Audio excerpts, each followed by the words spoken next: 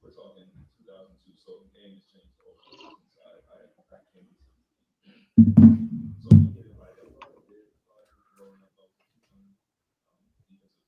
you go. Okay. Okay. Hold on. I'm ready to go. All right. Hello, everyone. Welcome to Inside the Birds TV. It's our Ask ITB, weekly Ask ITB that we've been doing, and we look forward to taking all of your questions. I'm Jeff Mosher. Of course, that's Adam Kaplan. And look, now, Adam, I think we can start to talk a little bit more. We can continue to take free agency questions. We can talk about this draft trade down that the Eagles made with Miami last week. We can. Okay. I feel more comfortable getting into a few of the prospects and talking about that a little bit. So if people want to ask our opinion, I would say keep it to the bigger names right now because I personally have not yet gotten into the day 2, day 3 guys, but have got some stuff on day 1 guys. And before we take questions, let's start it off. We talked about the Eagles trading down. I know it's been polarizing for people, but now that we're even more removed from the trade, I think the big thing that we left people with is that we still got a long way to go here, and there's a chance that the Eagles don't even stay at 12. So we'll see what happens from there. What kind of vibe are you getting over the last 24 to 48 hours? Yeah, I think there's any number of things that could happen. They could trade up. Either they wait to the draft to see if their guy is there, or if they're getting concerned that he's not going to be there, they trade up. Or obviously, if the whole board is decimated, I don't see it happening at 12. There are 11 picks in front of them. I outlined on our show that dropped Monday pretty much the top 16, more or less how the league now sees with over 4 weeks remaining. We don't know which teams are going to draft them, but here's what boards look like in terms of value, the value number of players, a lot of corners, receivers, and so forth. This is not a very good pass rusher draft. That's why I could see the Penn State DN. We're not talking about the linebacker. We're talking about the DN going in the top 12 for sure. Because it's always bad. You mean the linebacker? Michigan. I'm sorry, Michigan. Michigan DN. Right? Yeah, Michigan. DN. Same conference, right? Thank you. It's folks. What you have to understand: the draft is not about who they are now. That's not what it's about. It's not about year 1. It's about 8 to 9, 10 years. How are you projecting this player over a series of years to be at the next level? So if a guy, let's say a guy's a 5 or 6 sack game guy, can you project him to be 10 to 12 sacks? Can you see him a guy getting 40 to 50 pressures a year? If you do, you draft him and you don't worry about what the number said in college. You have to be able to project correctly. It's not easy to do, but that's what your job is. Yeah, no doubt about it. And, we always say you got to give – I like to balance it. You got to give players time. You give them that 3-year window, but at the same vein, no freebies in year 1. You got to be expected to learn and participate the best that you can and make an impact, especially if you're a day 1 or a day 2 guy. So with that, we'll get into some questions. I know we have a few from the board that we can get into. I want to remind everybody about our friends at Draftkings. 68 teams have started the tournament, but only the best have survived. How about Michigan with their guy getting hurt before the tournament? Juwan Howard doing an awesome job there with the Wolverines. And, of course, Phil Martelli. Yeah, by the way, that's hard for me to admit because I'm a Penn State guy, and I'm already mad at you for mixing up the Penn State and Michigan. Yeah. But that's okay. DraftKings Sportsbook, America's top-rated sportsbook app, is putting new customers at the center of the action. All you got to do is bet $1 on any tournament game, and if your team wins, you win $100. It's that simple. Turn $1 into $100 with those 100-to-1 odds. Pick any college basketball team that's still in the hunt for your shot at winning $100, and all it takes is a $1 bet and that team winning their next game. There's no better way to put your college basketball knowledge to the test than to put your money where your mouth is with DraftKings Sportsbook. And don't worry if college hoops isn't for you, because DraftKings Sportsbook offers daily odds boosts on pro basketball, hockey, golf. We got the MLB opening day coming pretty soon. I'm excited for all of it. You can bet on, and DraftKings is safe, secure, and reliable, so you can deposit and withdraw your funds at your convenience. So download the top-rated DraftKings Sportsbook app now. Use the promo code ITB when you sign up to turn $1 into $100 if the college basketball team of your choice pulls off the win. That's code ITB to turn $1 into $100 for a limited time only at DraftKings Sportsbook. You got to be 21, live in Pennsylvania, be a new customer. Restrictions apply in partnership with Meadows Racetrack and Casino. See DraftKings.com/sportsbook for details. And if you have a gambling problem, please call 1-800-GAMBLER. All right, we got our first question from this live stream in. It's from Russell Morris. Russell Morris 52. He says, do you think the trade back means cornerback or defensive end become a high possibility? He says, I think this trade almost guarantees that they go in one of those two directions. I got to say, Adam, I agree with Russell on that. Well, the first thing is you can never – I disagree with people who say that Howie moves to 12 because he has player X in mind. You just never know. But certainly in that well, he has to know. Trade, yeah, you have a cluster of guys that you have to be comfortable with. You don't know who's going to be there. No, you're not trading down unless because just so you know, all GMs do mock drafts. They do their own little. It's like a forecast. Okay. Yes. Here's our board. Here's who we think will be there. Like they're not going to trade to 12 and not think they could get one of these guys. Correct. Exactly. Right. A cluster of guys. Yeah, they're not going to trade to 12 and say, I know Devontae Smith's going to be there because that's impossible. But they will have a cluster of guys that they have to feel comfortable with taking. And to get to his point, I think the way the draft will probably fall, cornerback, J.C. Horn, Patrick Surtain, and of course defensive end. You mentioned him, Kwity Paye from Michigan, are likely, maybe if not all three, one of those guys could be there at 12. And I do think that's a good scheme and match fit for what the Eagles want and need. Yeah, so you had told us I don't know 3 or 4 shows ago, and I think you actually might have repeated it this past Monday. Mm-hmm. So you're hearing based on the front, it's good. They're going to have a move. The D line's going to move a little bit, right? Shift. Yeah, a lot of stunting, a lot of twisting, a lot of looping, which is not what they used to do under Jim Schwartz. No, it was more of a stay in your rush lane type thing. They're going to be a little bit more freelance type. Although they play some games TN stunts, but overall they were not. The big thing that I was told was that pre-snap, post-snap, ton of disguise. This is going to be a defensive back-oriented defense instead of – I'm not saying they don't want to have a great defensive line. All teams do. But this defense, Zimmer's defense, I'm told basically, and he's going to run his version of it, is going to be defensive back-oriented. So just keep an eye on that. Now, that plays into – the number 12, if they stay there, this question. This is a really good question, boy. This one, I'm really curious to see what you think about this. Okay. From our Facebook board, Inside the Birds, from J.W. Brown, if both Waddle and Surtain are there at 12, do you think the Eagles take one? Which and why? Go ahead. Your floor is yours. I personally think the Eagles would take Surtain over Waddle. I said it on the last podcast. I'll believe this until I'm proven wrong. I don't think the Eagles are going to take, now that they moved out of 6, I don't think they're going to take a pass catcher unless 4 or 5 guys that they would normally identify with are gone, like a D end, an offensive tackle, and both of these corners. I just think for how they evaluate players and what's important to them, it's going to be cornerback. I mean, in that situation, whether it's cornerback or wide receiver, I just don't think it's going to be a pass catcher. Could be wrong. Could be the best player available, and they take them. But that's just me. Teams will tell us what their boards look like, but I could just tell you this: from talking to Surtain's clearly one of the top 3 corners for this draft. Mm-hmm. Waddle, and by the way, we should promote this. Please listen, folks, to our new draft series with Greg Cosell from NFL Films. He agrees with everyone I've talked to the National Football League. Waddle's clearly a higher graded player than Smith. Yep. And Waddle, to me, if you just compared both Waddle and Surtain and what their draft grade would be from 32 teams, I would be willing to bet that Waddle's a higher graded player. I mean, do I know it's an absolute fact? No, but it's my sense, just gathering information, starting about 2 weeks on the draft, that Waddle is. I hate the can't miss label because it goes down to coaching, where they're drafting the quarterback and all that.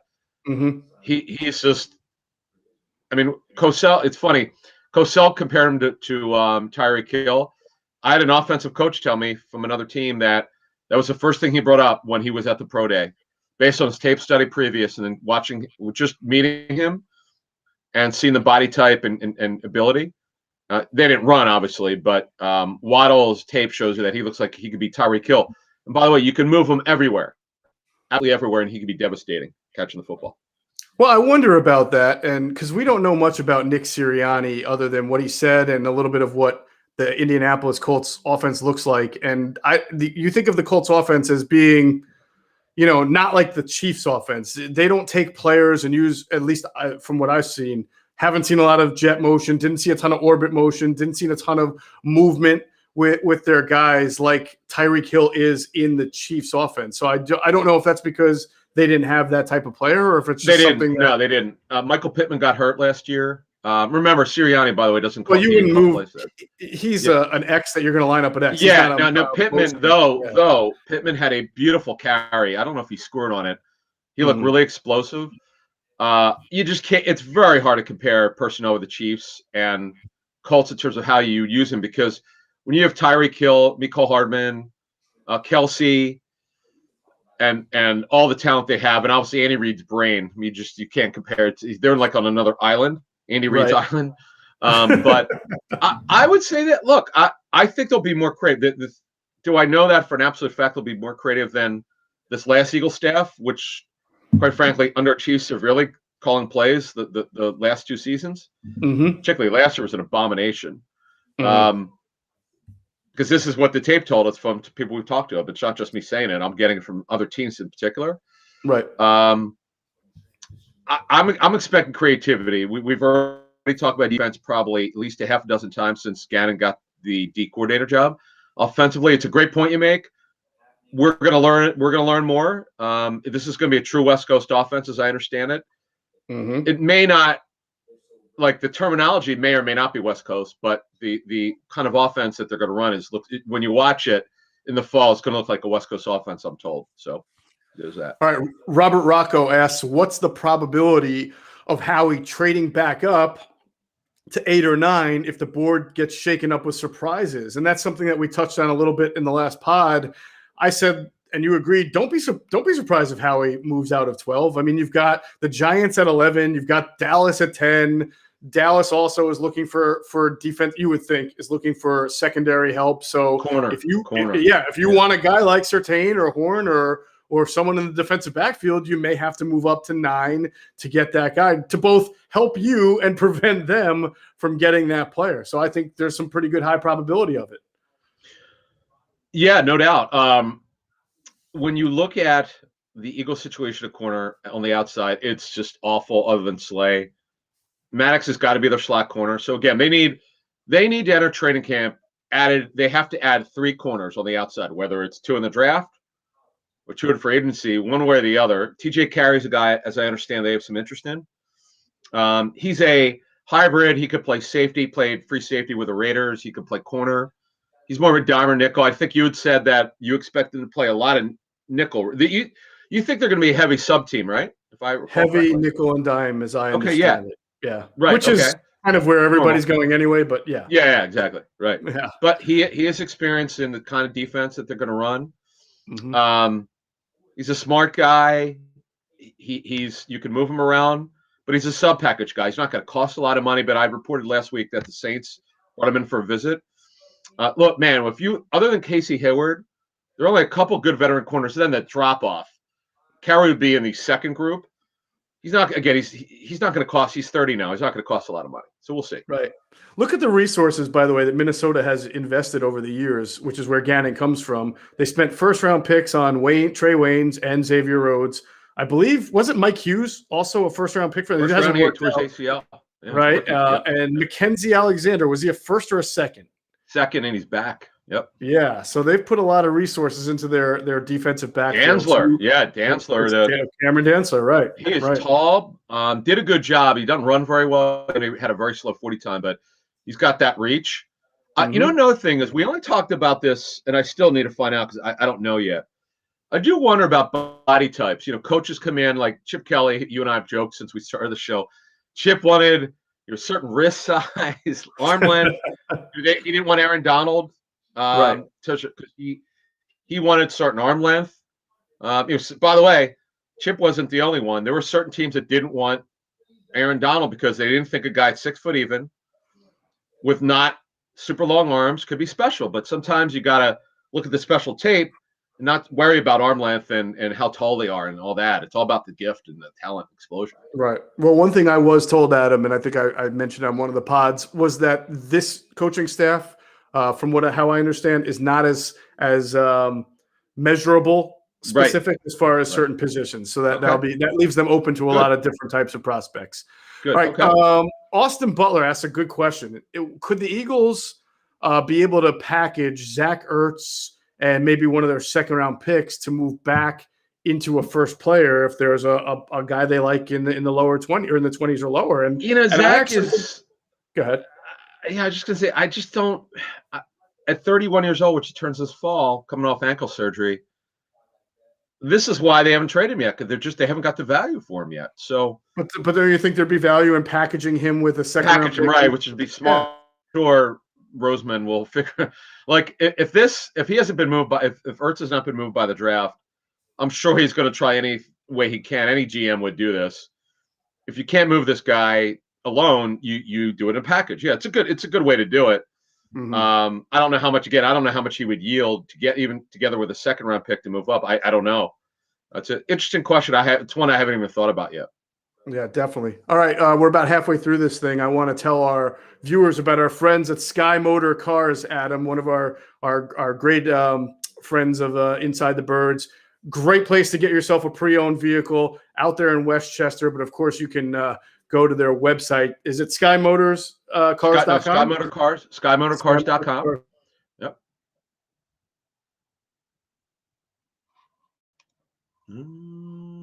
Oops.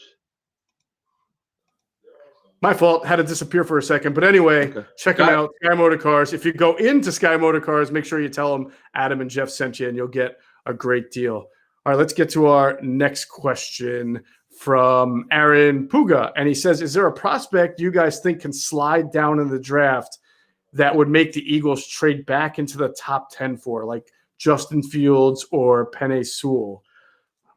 Sewell won't be, but Fields, if he doesn't go at 3, that's a great question, Aaron, because you know what's funny? I thought about that. I was talking to someone who this guy's at high up in personnel with the team, and he was at the Ohio State Pro Day on Tuesday.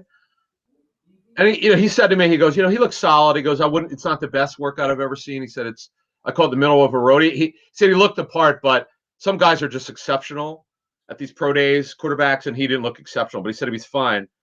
I said, where do you think he goes? He goes, he's going top 10. He goes, he won't make it out of the top 10. Mm-hmm. He goes, our business, these guys just don't drop, especially a kid that's gifted like he is. Now, I understand, knock on him, same as Justin Herbert last year, one-read quarterback. I get it because the tape shows this. I've asked enough coaches. They said it's all correctable. But the problem is, and I understand Herbert was sort of a rare exception, not having an offseason, which right now still looks like the case. So the commissioner, by the way, we should say, did mention that he thinks we're going to have a full season with fans. We'll see about that. But, it's harder when you have to make corrections or you have to coach a guy a certain way to get him to take that, to coach something out of him or to show him how you want it done. That's significant. If you've been mostly a one-read quarterback, to get him to look at 2, 3, and 4, that's hard to do without an offseason. Herbert's thing was he's a see it and throw it guy like Dak Prescott. There were a lot of teams that did not like that from Herbert, man. Now I know he was a superstar year one. Mm-hmm. You only go by what the tape shows you, and it's only he did a great job for year one, no doubt about it. But this kid is gifted. He throws a nice ball, man. His mechanics are really good. Some people knock him for his release being longer. I don't think it's a big deal, but It's just you got to get him out of the single read, and that's very coachable. You would rather, if you're going to draft him. See, here's the question. We'll move this forward, Aaron. I don't see it happening, and the percentage is very low. But let's just say we'll deal with this. What if they drafted him, right? Well, you've got Ertz who returns, but he's new to this coaching staff. So I do wonder, Jeff, would they open the competition up? Like, what would they do? Boy, that's a great question. I don't know. If they try the quarterback in the top 10, I don't know. Maybe then you start to look at trying to package Hurts in a trade for some other position who might be available. I think we need to cross that bridge when we get there. Yeah, exactly. I don't know. It's a great question. But it's hypothetical. Yeah, as far as anybody else slipping, though, let's say quarterbacks go 1, 2, 3, 4, and then say at 5, the Bengals take Jamar Chase, and then at 6, the Miami, let's say they take Penei Sewell because they really do need offensive line help. And they need a receiver worse. Yeah, they need a receiver. You can argue this. I mean, some teams just believe that you start front to back no matter what. So, but I'm spitballing here. If Kyle Pitts were to get past Miami and into that 7-8 range, and you're the Eagles, is it worth sacrificing assets to move up for him? Some would probably tell you yes, and some would probably say, I don't know. Pitts? I don't know. Oh, man, with the 2 ones this year and the potential for 1 next year. I mean, you're not giving up your whole draft, but this guy, I'll probably eat my words in 2 years, but I don't care because I'm going by what coaches tell me who graded him. Right. There are athletic tight ends, and then there's this kid. This is some coaches I speak with rarely are go over the top with anything. You know, the middle coaches in general don't go overboard with anything. But the love for Kyle Pitts, plus he's a high character kid based on background checks. He's long, he could run, and he's a willing blocker, folks. He's a way better blocker than you think. He just wasn't asked to block very much.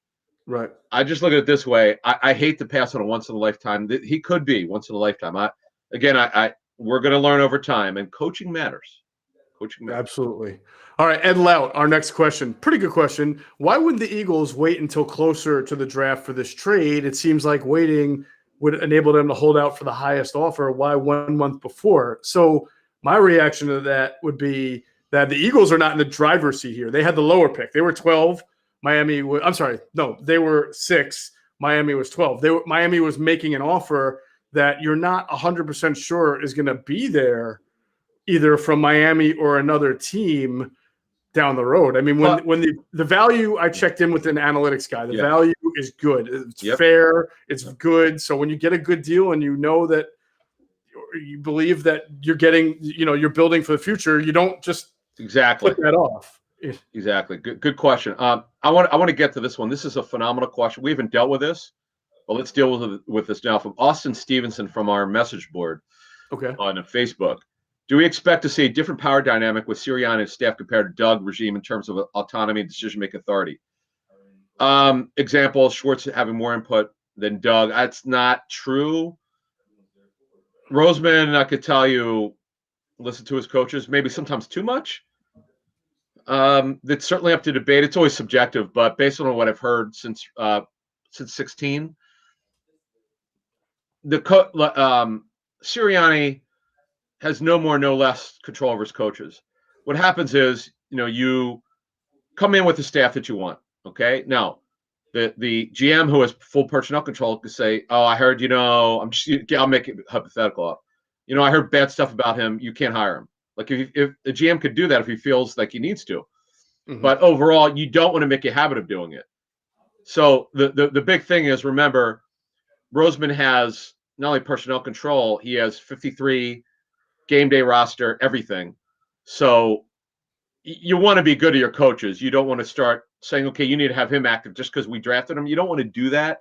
The communication between Sirianni and Jeff and Roseman, the general manager, should be good enough where they don't clash on this. So ideally. Yeah. I mean, we're in the early stage of this. We just don't know enough. Yeah. So you hope it's a good relationship with honest communication, interaction between everybody involved. All right. Barry Corrigan would like us to prioritize the Eagles' needs for the first 3 rounds. Where do they need the high-end talent?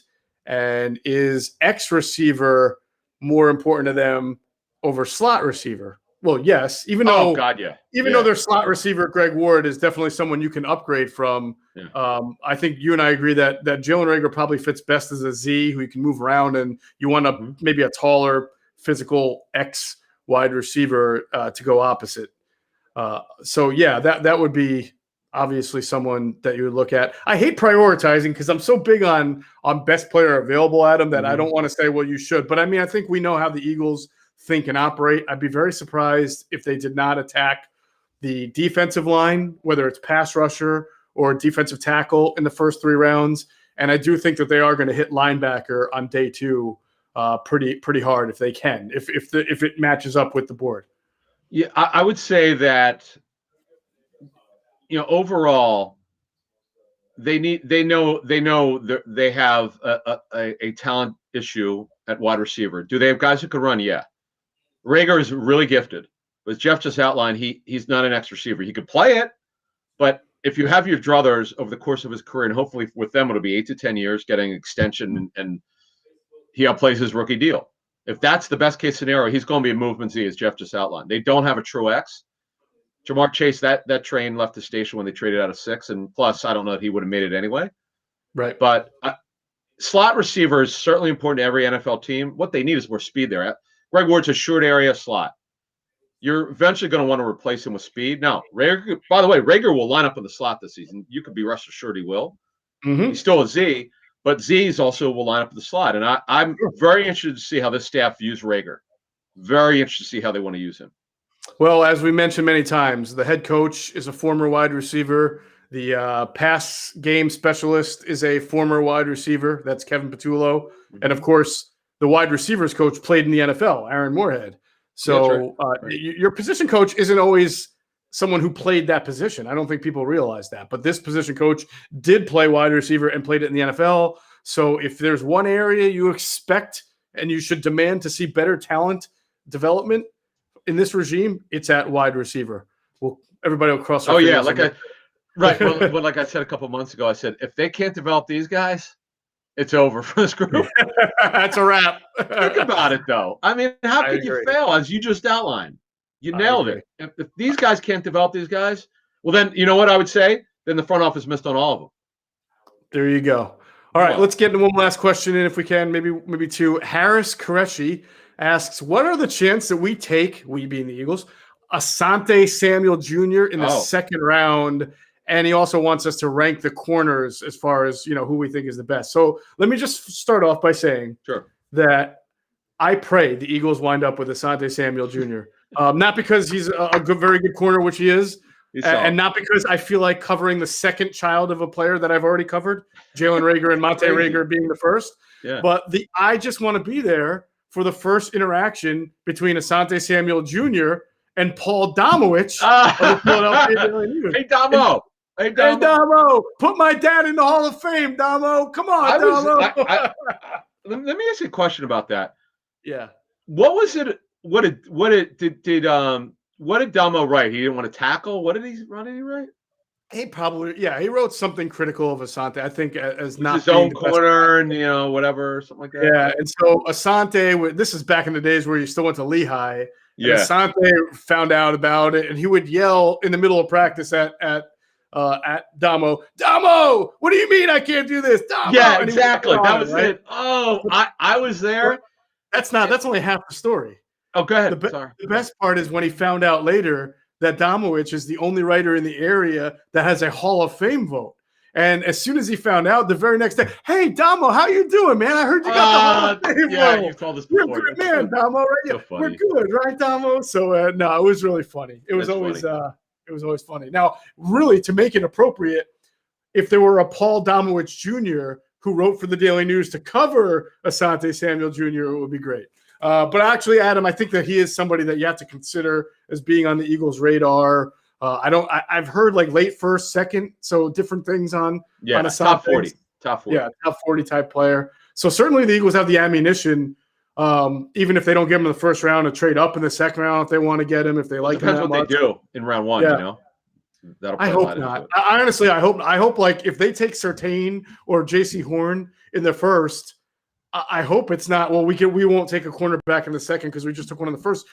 They need corners all over. They do. They need 3 again. They need 3 guys that they know could play. No projects like Michael Jacquet. They need 4 guys on the outside who can play. I understand the 4th guy won't be a star or potential of a star. Just someone they feel proud of. Now we mentioned Craig James. He's a 4th corner who could play inside or outside, special teamer. As you pointed out, it was a great point. He's going to know this defense from playing for the Vikings. Epps also, obviously, because he came from the Vikings. So we'll see. But the corner is such a need, and you make a great point. just because you draft one in round one doesn't mean you can't draft one in round two. But then it comes down to this, where they have so many needs. And other than maybe the Jaguars, the Eagles are right there, and a team that has the most needs. My goodness, do they need a lot of work. They are. We'll talk about that work for the Eagles, especially over the next few weeks as we head into the draft. We got Q&A, who will also talk about the draft. Quentin Michael, Jason Avant. That will appear Wednesday, 6 a.m. The next ITB podcast will drop Thursday, 6 a.m. And, of course, as you mentioned, Greg Cosell, Inside the Draft with Greg Cosell, another Inside the Birds production, is already on our YouTube and podcast platforms. If you haven't checked it out, you should check it out immediately because Greg is he's dropping knowledge right now. And he'll do it again 5 more times before the series is over. So thanks, everybody, for watching. Big shout-out to our sponsors, Draftkings, and our friends at Sky Motor Cars. Remember to check them out. We'll catch you on the next live stream Q&A. So keep asking those questions, and we hope everybody has a great night. Take care. You've been watching Inside the Birds TV, our Ask ITB live stream.